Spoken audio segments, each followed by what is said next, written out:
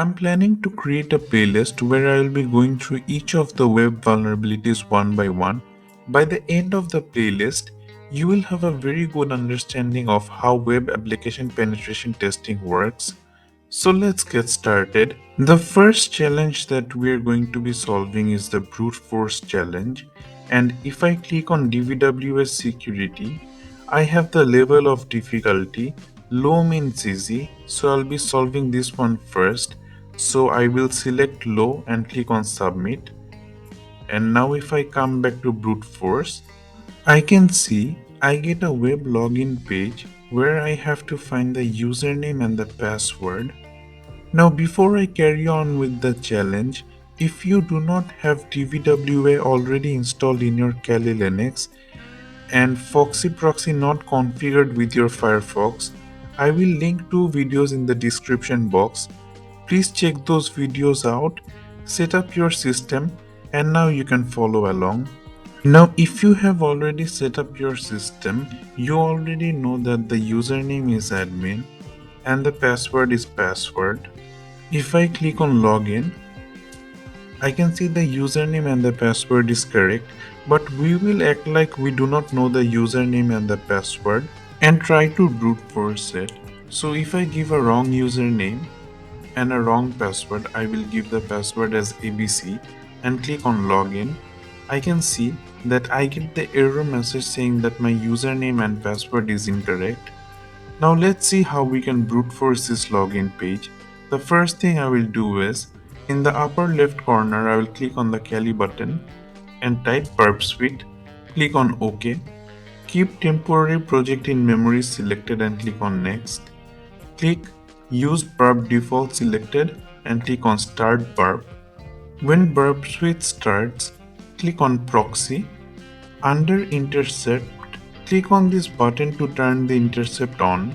Next, I will minimize Burp Suite and in my extension, I will turn the Foxy Proxy on. And now in the username and the password field, I will type any random username and any random password. We're just trying to intercept this request and click on login. I will refresh the page and I can see that my request got intercepted. And as you can see, I have made the request with the username ABC and the password also ABC. Now I will send this request to the intruder. To do that, I will right click and click on send to intruder. On the upper tab, click on intruder and this is the request that we just sent to intruder. In this request, we have to select our payload positions by adding a marker.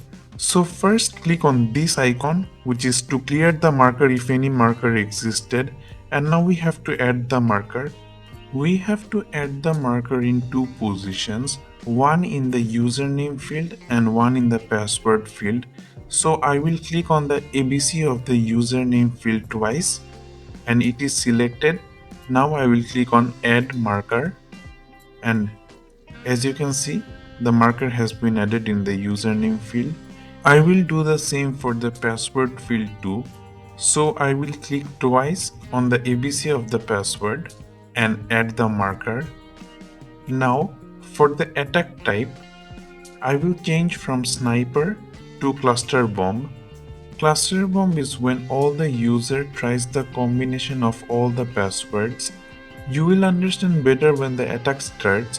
For now, keep cluster bomb selected and then click on the upper tab which is the payloads option. Under payload sets, you will see payload set. You can select one or two. Here 1 means the username field and 2 means the password field. So I will provide a list of username for the username field first. So for the payload type, I will change the simple list to runtime file. I want to provide my own list of users. So click on select file. I am in my user directory right now. I will first go to the shared directory. Then I will type in my keyboard word list. Then I will go to the word list directory. Next, I will go to the Metasploit directory. I will choose the file http default users.txt. This file contains the most common HTTP usernames, and then click on open. Now that we have provided our list of usernames, we will now provide our list of password. So in the payload set, I will select the password field, which is 2. For the payload type, I will again select the runtime file.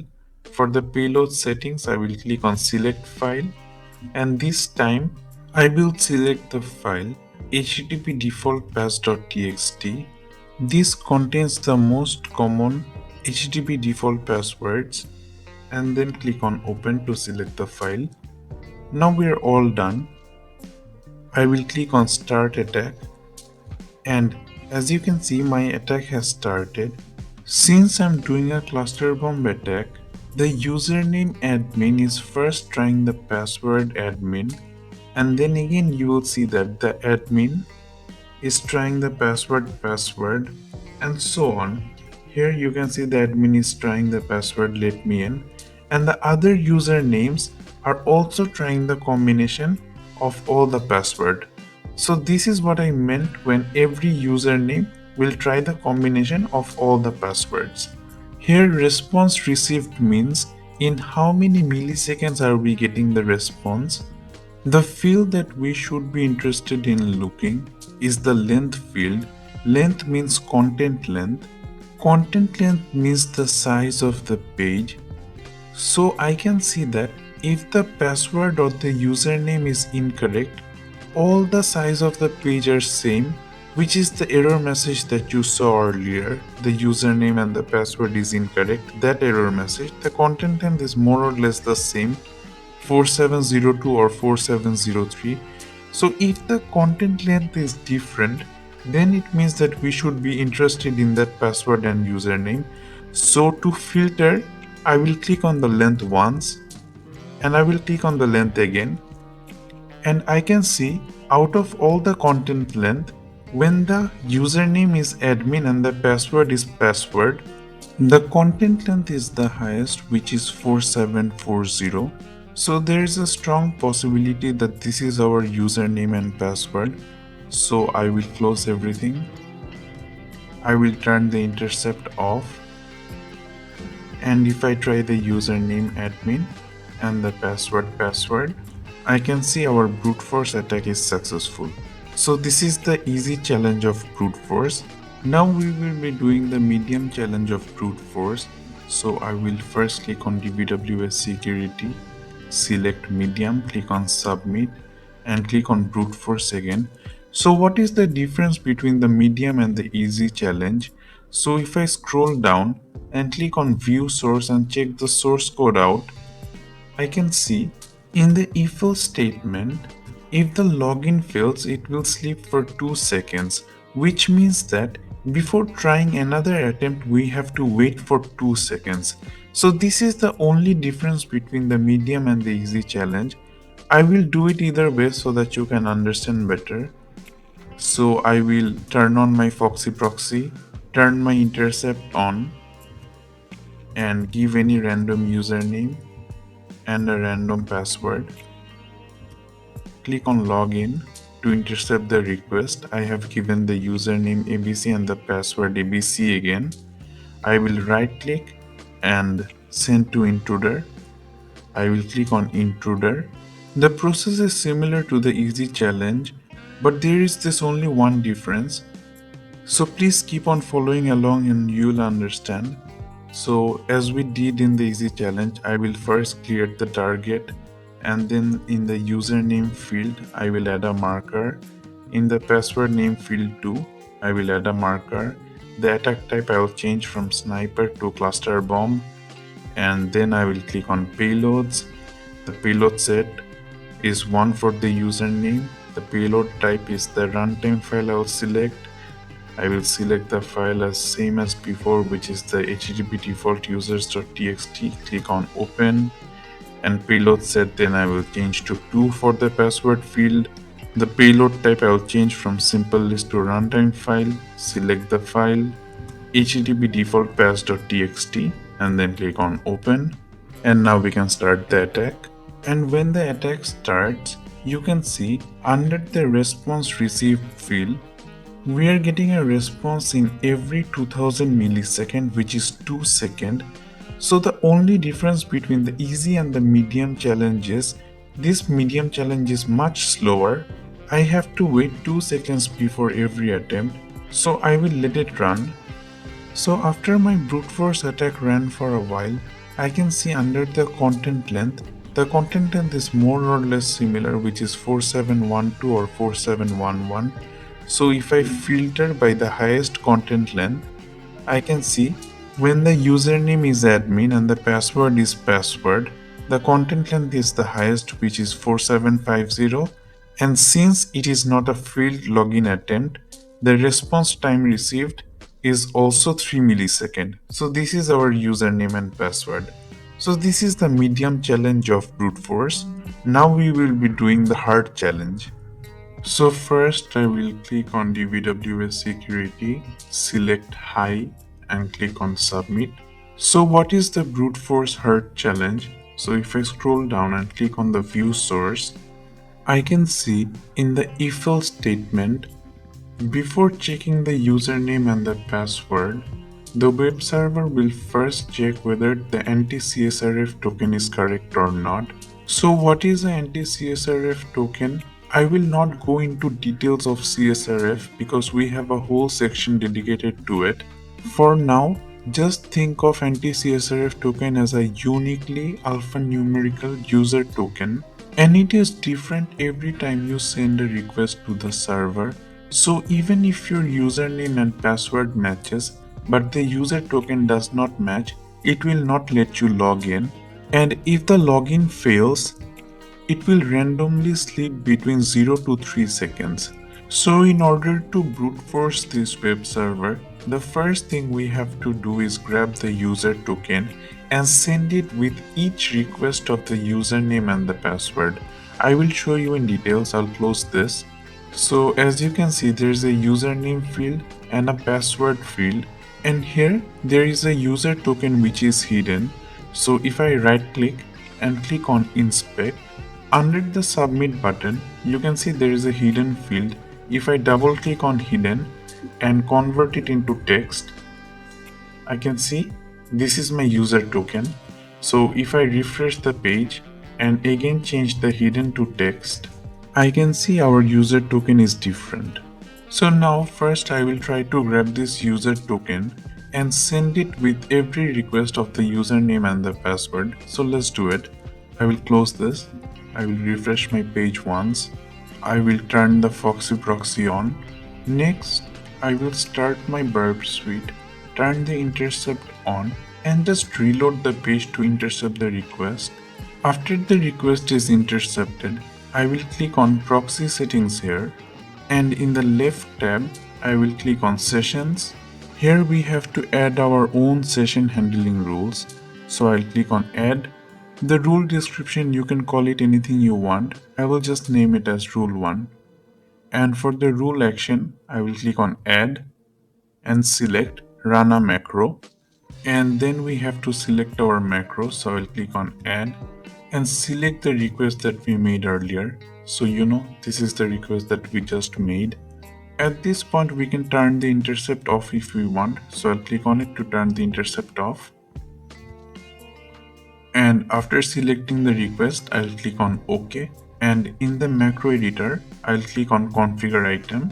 And in the custom parameter location, I will click on add. And now we have to add our user token as the parameter. So in the search field, search for token. And this is our user token. So copy the name here, user token, and paste it in the parameter name.